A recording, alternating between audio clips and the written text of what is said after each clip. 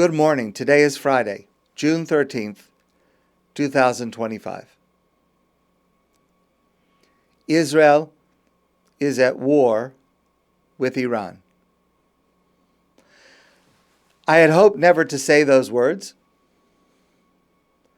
but Israel found it necessary in order to protect itself and the rest of the world from an Iranian government that might have nuclear weapons.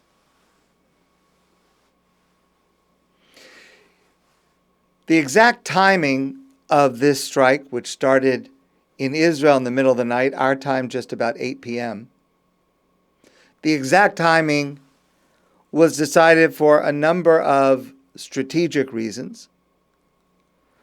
One of the things that I learned from watching and reading through the night is that Israel had spent years preparing for this operation when it would happen.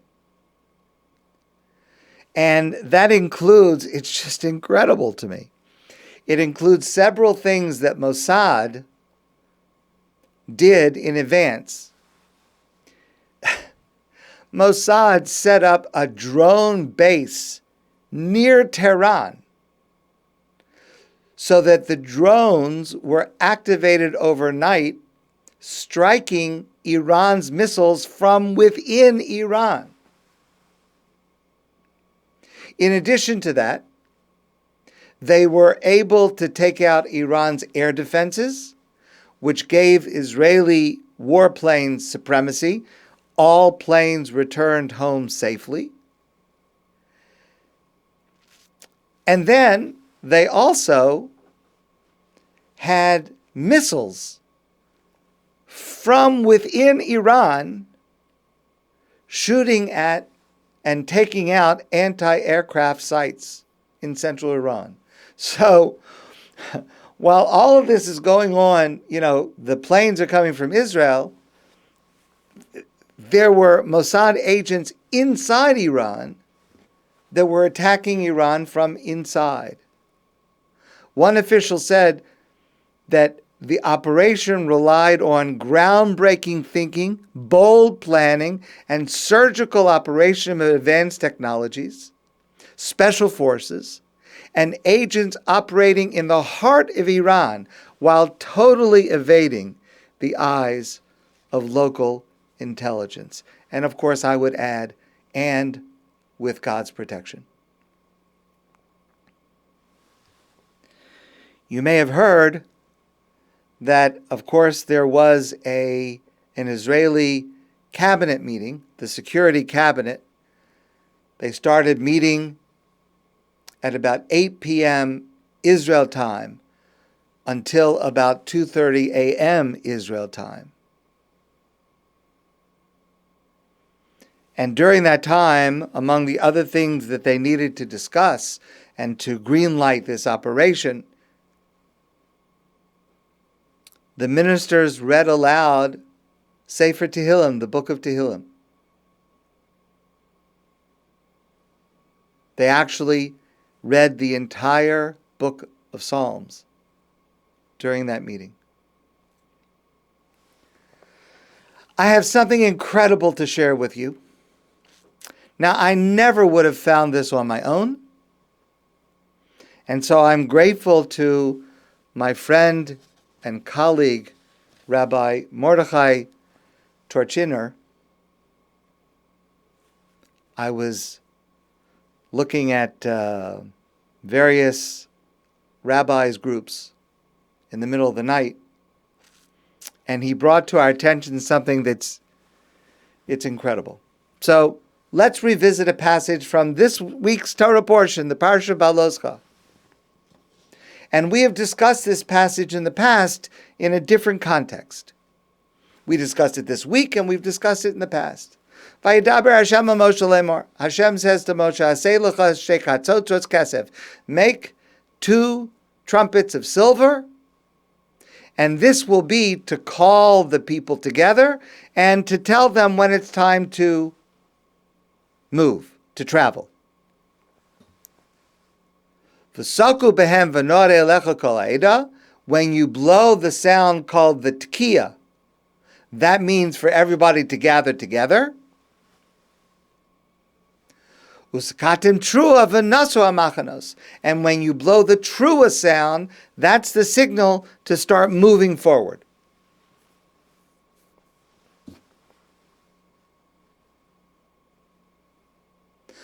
V'chisavo milchama ba'artzachem.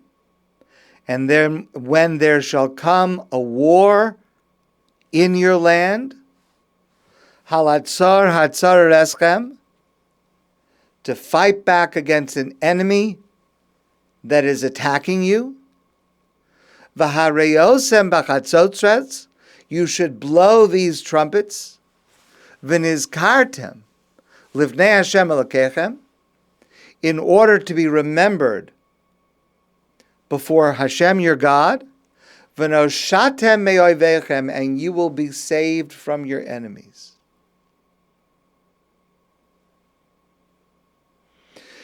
Now, we discussed this passage in the context of the difference between the sound of the tekiah, the sound of the trua. I want to tell you a little bit about Rabbi Benzion Firer. Rabbi Benzion Firer was born in Poland before the war. He survived the Holocaust. He moved to Israel. He was a rav, a rabbi, a teacher. He wrote extensively. One of his works is called Hegyona Shel Torah, Thoughts of the Torah, Thoughts on the Weekly Torah Portion. He died in 1988. What I'm going to share with you is a few selections of what he wrote in this work years ago, decades ago, about this week's Torah portion. And it is just incredible how prescient and applicable it is to us today. So he's analyzing very closely the words of this passage. And he writes, the pasuk says that the tekiah sound is to gather the people, lahakil esakahal, to gather the people together.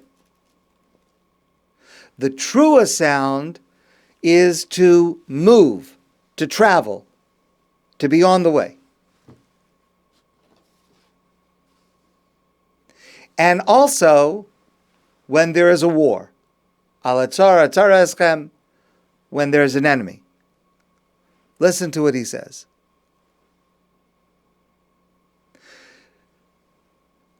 The tekiah means to gather the people together. For example, for a holiday, for a meeting, to gather together. But the trua is the sound for moving, for traveling, and the sound when there's a war. In other words, when there is an enemy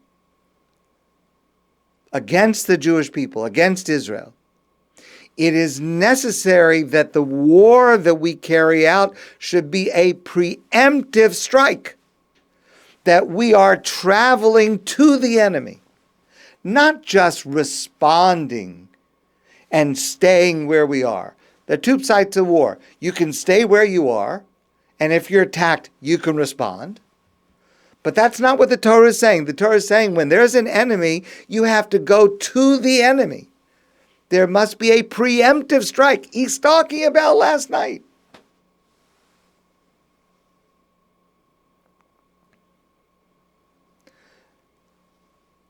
And then he points out, V'chisavo milchama ba'artzachem, when there will come a war in your land, in the land of Israel. Listen to what he writes. This is only possible when Jews are living in Israel. that is when we have the strength to be able to go after an enemy that rises up against the Jewish people. When we're in Galus, in exile, we don't have the ability to do that. We can try to defend ourselves if we're attacked. Maybe yes, maybe no. But we are only able to respond.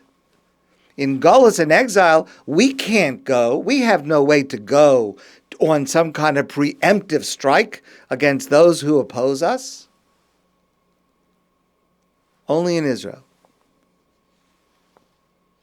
Only in Israel do we have the strength, the ability, and the protection from God to engage in a preemptive strike, to take it to the enemy, as Israel did last night and today. Listen to this insight. The trumpets that are used to signal that it's time to go to war, tzrichos liyos mishal tzibur, they must be made from funds that are public. They can't be donated, the two trumpets can't be donated by one individual, or the silver given by one individual and made into trumpets. They have to come from communal funds. Ki milchemet tenufa ein yachol lasos. When we're talking about a preemptive war, an individual can't do that. It must be the entire nation that does that.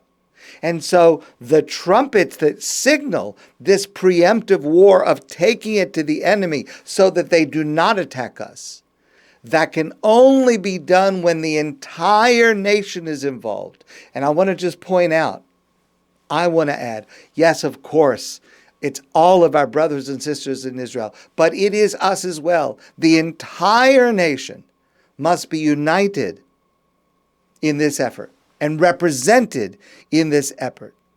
Yachol rak hatzibur kulo b'tor chativa achas. It is only possible for Israel to strike a preemptive strike if the entire Am Yisrael is united together in the effort.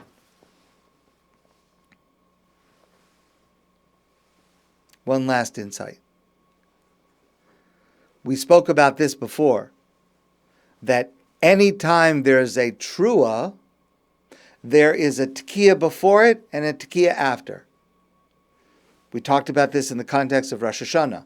Tekiah, trua, tekiah. The trua is the sound that tells us there's an enemy and we have to preemptively strike them.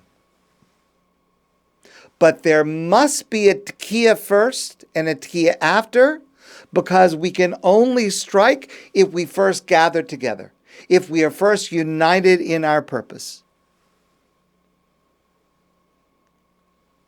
Kedei lihis'ar al atzara atzara b'kochos meuchadim v'lo sheyeh mefulag l'shvatim. It cannot be that Jews are going separately. One more insight I want to share. When the truest sound is sounded for the camp to move, to travel, remember they're walking through the desert to get to Israel 40 years. So the Torah described that one sound was made for one group of tribes, 3 tribes, and then the next sound for the next 3 tribes, and then the next 3 tribes, and the next 3 tribes. They were divided into 4 groups, and so 3 tribes traveled at a time, 3 shvatim traveled at a time, and there was a signal for each of the 3 to start to travel. But when there was the signal to go to war, everyone went at the same time. There were no groups. There are no separate tribes. The entire people went as one.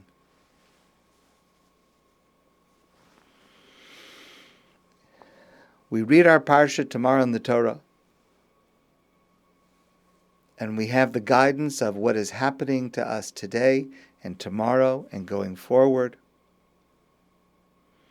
And we need to reaffirm within ourselves the unity of the Jewish people at this moment, to protect Am Yisrael, to protect Medinat Yisrael, and to protect the rest of the world from an extremist Iranian government in order for them not to have nuclear weapons.